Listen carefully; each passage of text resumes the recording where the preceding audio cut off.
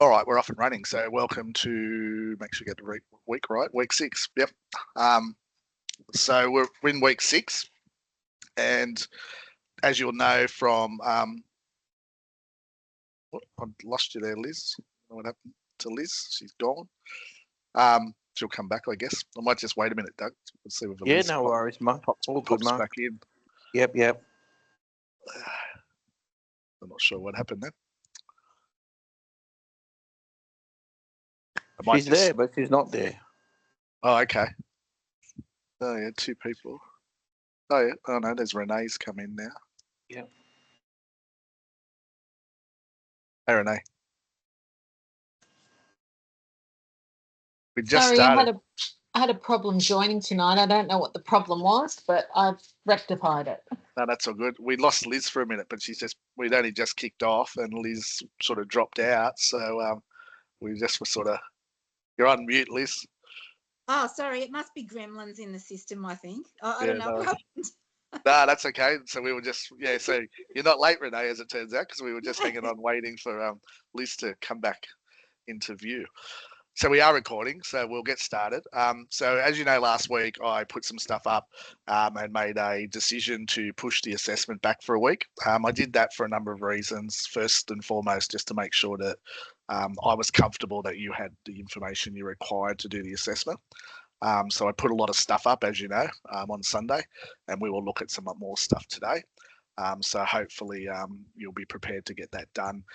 I then pushed back the dates on the other assessments. Now, there's a few reasons I did that. First one was I thought it was a bit crazy that you would have 2 assessments due before the semester break, because in none of the other courses that happens.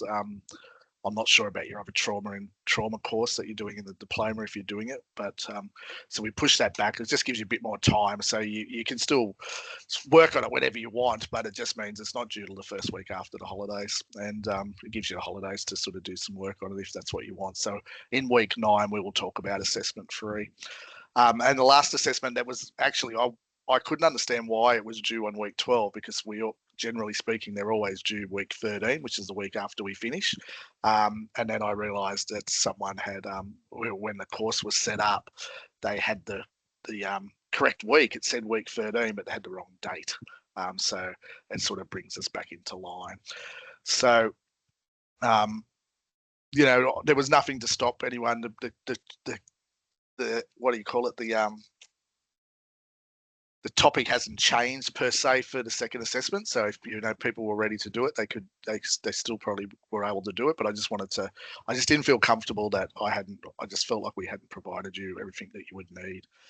Now, the other decision I made, and I haven't changed it on the Moodle, and I won't, but it's in the assessment. If you choose to do another organisation because you can find better information, that's fine. You can do that. I also added suggestions for another couple of organisations you could use if you wanted to. What I did find out was that ACON was a good one. It had plenty of information, so it's been used in our degree subject. So I'd spoken to Carly, who you'd know Carly, and Carly told me that was a good one to use. And so tonight we're going to talk about the ACON one, and give you some options there of what you might or might not want to do. I saw your draft in there, Doug, and it looks like you're on. I only had a very brief look today, just before we came on, and it looks like you're on the right track. You're definitely on the right track there. So. But you've got till Sunday if you pick up something else you want to change it. So it's remote. Well, my only problem I had with Headspace is that when I put it in, Turner didn't like the percentage. Yeah, I did see that. I'd have to look at it and see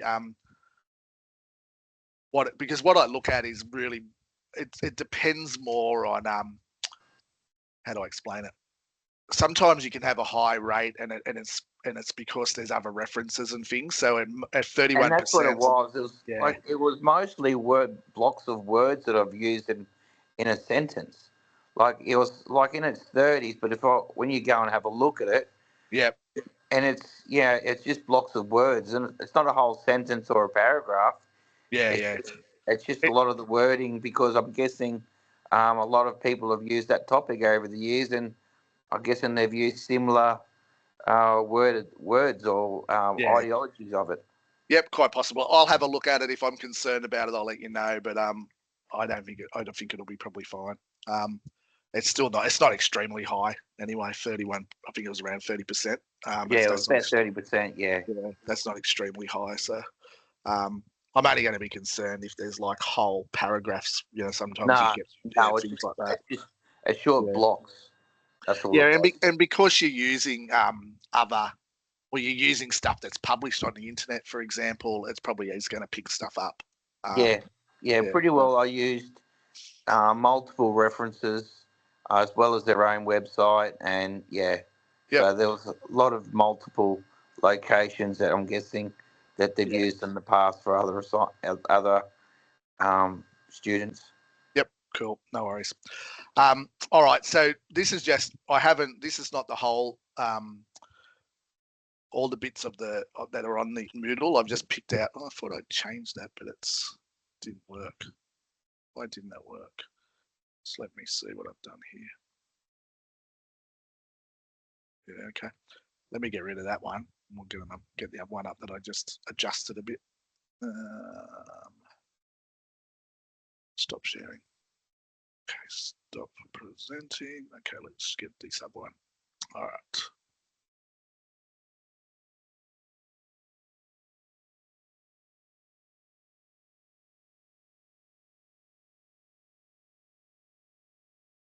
Maybe this one's the right one. Let's hope.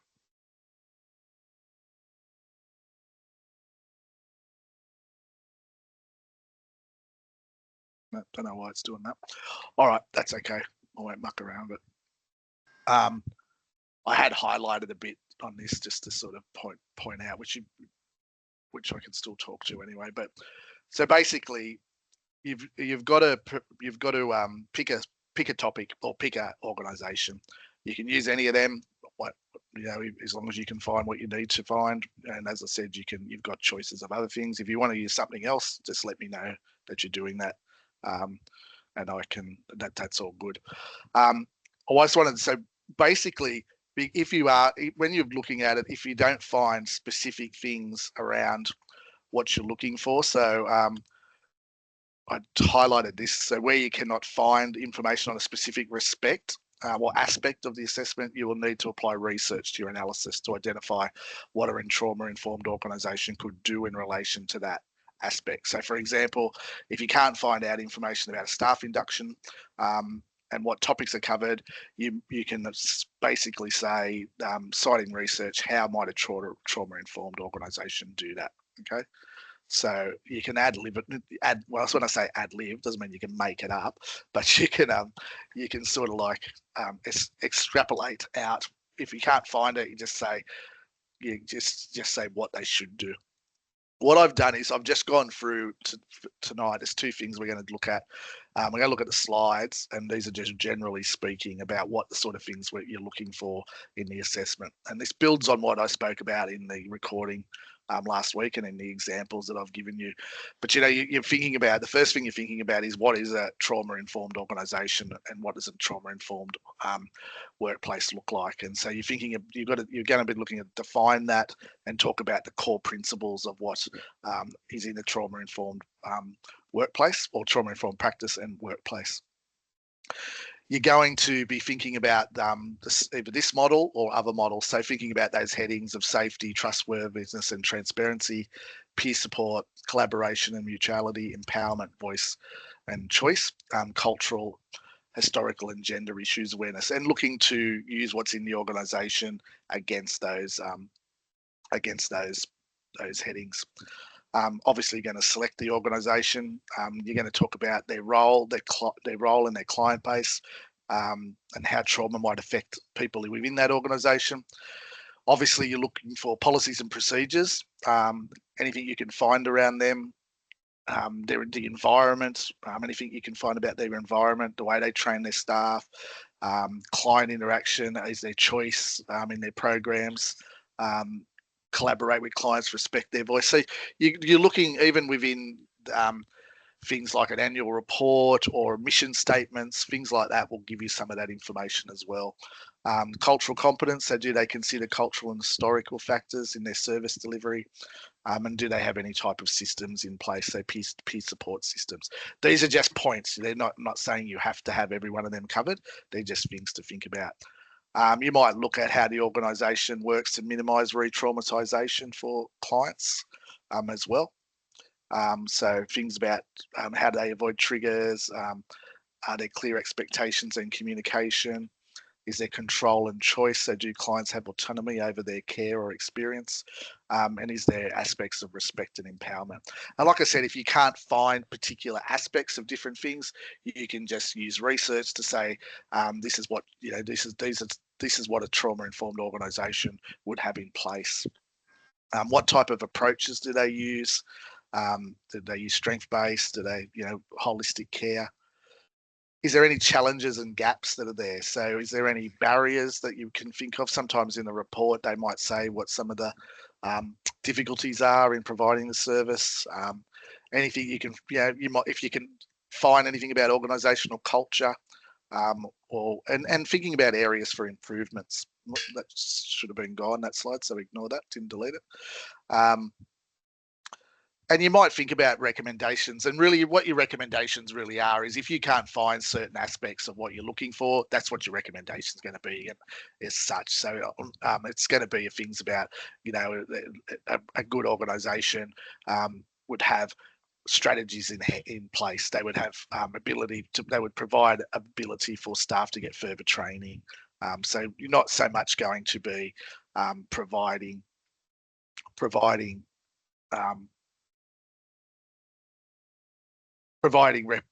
recommendations about what should be in place rather than about how do they fix it.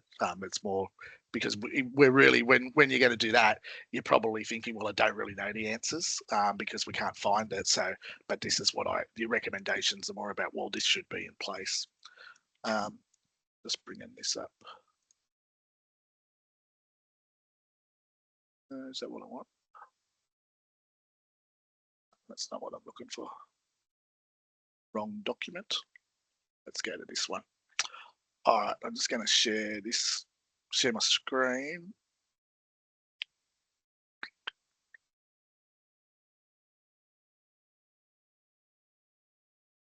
All right, you should see a Word document now. All right, so what I've done, then what I did on this document, and I will post this document up for you, I thought about the rubric, and I thought about the rubric and what does the rubric want? What are we looking for in this assessment for the different points of the rubric? So the first part of the rubric in the marking criteria explains the purpose of the trauma-informed framework in the workplace. So what we're looking for here is a demonstration, we want you to demonstrate an understanding of why trauma-informed care exists in the workplace context and why it's important. If we're thinking about the ACON example, you could start by explaining that ACON works with what they work with. So they work with with sexuality and gender diverse communities, many of whom have histories of trauma related to stigma, discrimination, HIV, diagnosis or marginalisation, and that trauma-informed care in the workplace ensures safe and inclusive practices and policies that do not re-traumatise clients, particularly those from Aboriginal and Torres Strait Islander or culturally and linguistically diverse backgrounds. The second part of the rubric is application of those principles. So application of the principles, what we're looking for is basically what it says, how are those core principles applied?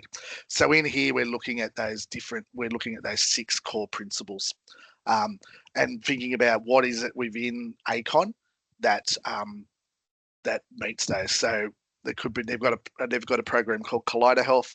ACON creates safe spaces like Collider Health, which is designed as a community controlled inclusive health service. So I'm just going to copy that for a sec.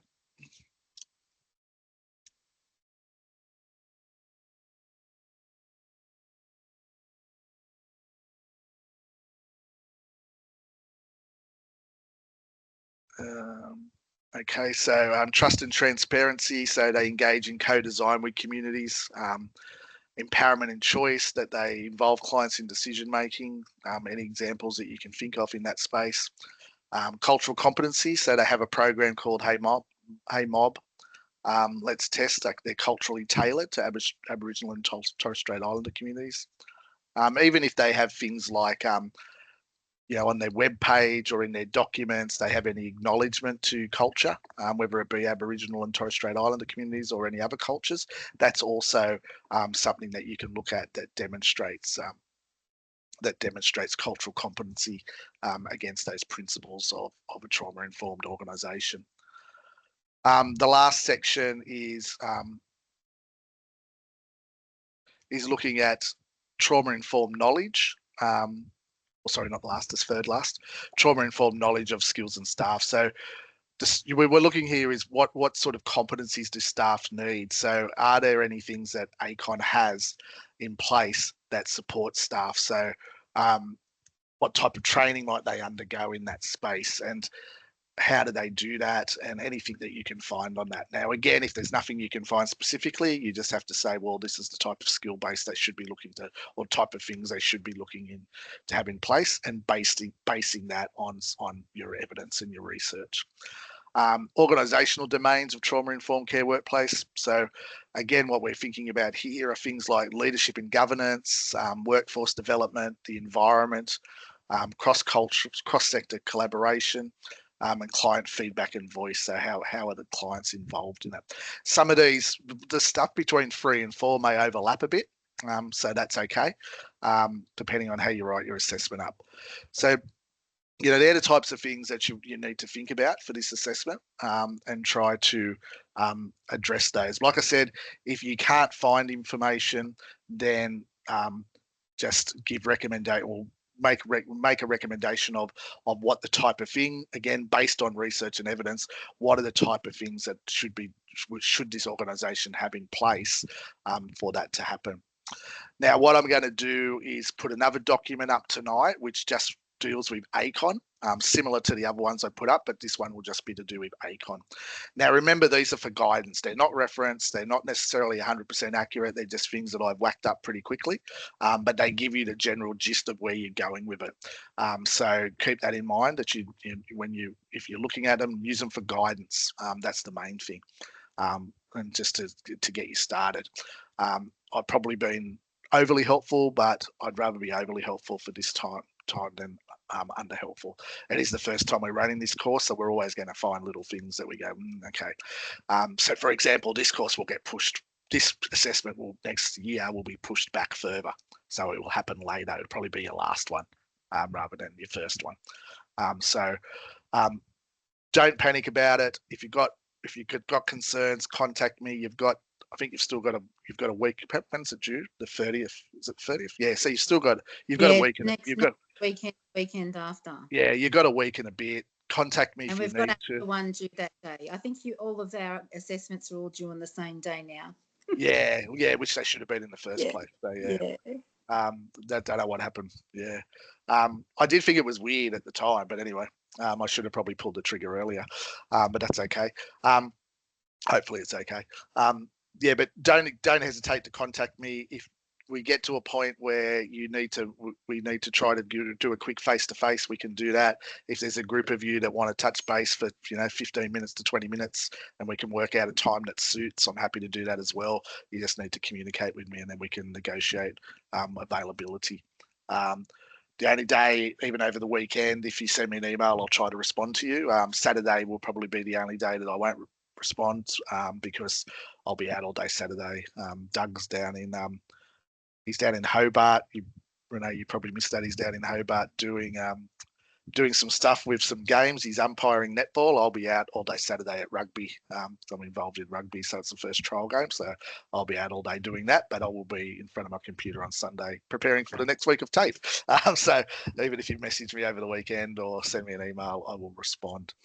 Okay, so does anyone have any questions? Yes. I'm just wondering, you might have done this before, because I wasn't live on your last. No one was. What am I talking about? Anyway, I might have asked you this, but do you have a preferred format? Because when we did our one last year, Carly just said to us, format it however you like, basically. Yeah, I'm pretty. But you can do it like an essay, or you can do it like a classical case study or whatever. I just wondered. You can use headings. I think, Doug, you used headings, if I remember. So yeah. So yeah, I'm not fussed as long as it flows and it makes sense. Like question and answer type of thing. Say again, sorry. Question and answer type of setup. Yeah, as long if I'm not sure what you mean by that exactly. Neither am I. But if you just for example, just say you took the. I mean, you could look at it if this is what you're thinking. So let's just say if you use the 4 points of the rubric. Yeah. So explain the purpose of trauma-informed care in the workplace. That's a question. That would be your answer. If that's what you're thinking, then that's okay. Yeah. Yeah. Maybe I should just follow the way you've set it out. That's really good the way you've done that. So yeah, so whatever works for you, as long as it flows, Yeah. and as long as you're covering what you need to cover, that's the main thing. And we reference. Yeah, reference. Yeah, reference. Yeah. Gosh, yeah. I thought we were going to get let off then from the reference. No, you got reference. Not that easy. Thanks, Mark. All right, no worries. Any other questions? Everyone's comfortable? All right, okay. Well, I'll get those other documents or that other document up in a little while, and I shall see you all next week. And as I said, but don't hesitate to contact me if you need to. Okay, so I'm here. I'll make myself as available as I can. We can talk on the phone. We can talk on Teams. We can just correspond by email. Whatever works, we'll do it. And as I said, don't panic about it. I'm taking into consideration that I will take into consideration about this assessment. So unless. What am I trying to say? What I'm saying is that I will consider that it's the first assessment, that we've had a couple of little teething issues, and that will be when I'm marking, that's going to be in the back of my mind as well. So I make offer constructive feedback, but it won't necessarily you'll be badly penalised in the marking because I'll take that into consideration. And I've also got to get myself in the headspace that this is a diploma course, not a degree course, so I've got to have a different headspace on when I mark as well. Which lucky Carly pointed that out to me the other day when we had a meeting or when I was talking to her, which is it's just fine. I'm not a harsh taskmaster as long as people have a go. Referencing is one thing that does get my goat a little bit, but I really want you to at least have a go at it and not just leave great swathes of your essay with no referencing, because there is people who do that, and it's just, we want you to be writing in an academic way and understanding that, referencing may be new to some of you, which is okay. I take that into consideration, but as long as you've had a go, that's the main thing. So, yeah. All right. Well, if there's no other questions, I know we're finishing early, but I'll let you might be able to use that time wisely. Enjoy the rest of your week. Have fun in Hobart, Doug, and I'll talk to you all next week. I'll try my best. See you next week. Good on you. See you guys. Bye. Bye.